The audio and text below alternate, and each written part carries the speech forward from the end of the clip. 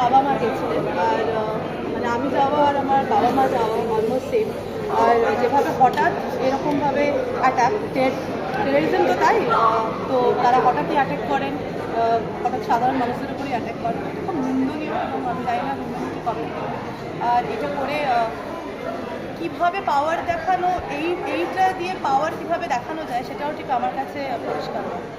হিন্দুদের কোথাও একটা ভয় ধরিয়ে দেওয়ার জন্য এটা বিশেষভাবে করা হচ্ছে, এখানে ধর্মেরও নাম আসছে, সেইটা কতটা মনে হচ্ছে, কতটা রাজনীতির রং লেগেছে বলে মনে হচ্ছে? না, এখানে টেররিস্ট যত মানে সেখানে ম্যাক্সিমাম সবাই মুসলিম ঘটনাচক্রে, এবং সেখানে যেই জায়গা থেকে এটা তোল্লাই পায় সেখানে মুসলিম কান্ট্রিজ, কিন্তু তা বলে এইরকম নয় যে মুসলিমরা সাফার করেন না আমাদের দেশে, এবং সেখানে কোনো ধর্মের রং, মানুষই হন, এবং আমাদের দেশের যারা নাগরিক তারা প্রত্যেকেই সাফার করছেন এবং তাদের প্রত্যেকেরই খারাপ লাগছে। এবং ওখানে আমার মনে হয় না ওখানকার যারা মুসলিম আছেন তারা সেটাতে খুব আনন্দ পেয়েছেন।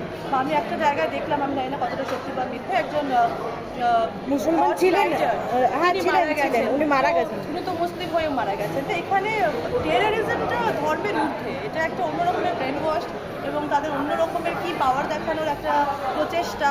তো সেটা দিয়ে আমার মনে হয় না ধর্মের কোনো বিষয় আছে। মানুষ হিসেবে আমার মনে হয় ধর্মটা নির্ভর করে, মানুষ হিসেবে আমি মানুষকে জাজ করি, কখনোই তার ধর্ম হিসেবে আমি তাকে মানে জাজ করি না।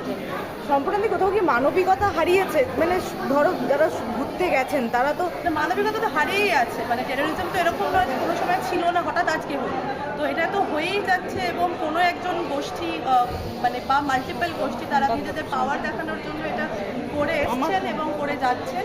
সেটাই কবে থামবে সেটাই বা কীভাবে থামানো যায় গোটা পৃথিবী মিলে এটার এগেনস্টে গিয়ে সেটাই তার দিকেই চেয়ে থাকবো। এরকম নয় যে এটা হঠাৎ করে আজকে নতুন কিছু হয়েছে, এটা আমরা তো ফেস করেই এসেছি, ভারতবর্ষ অনেকবার ফেস করেছে, একবার নয় আরও মানে বিভিন্ন রকমভাবে ফেস করেছে। সেটা নিয়ে ছবিও হয়েছে, সেটা নিয়ে লেখালেখি হয়েছে, এগুলো বম্বে ব্লাস্ট এক্ষুনি আমার মনে পড়ছে, বা তখন আমাদের জন্ম হয়নি, তখন বম্বে ব্লাস্ট হয়েছিল আরেকটা বিষয়।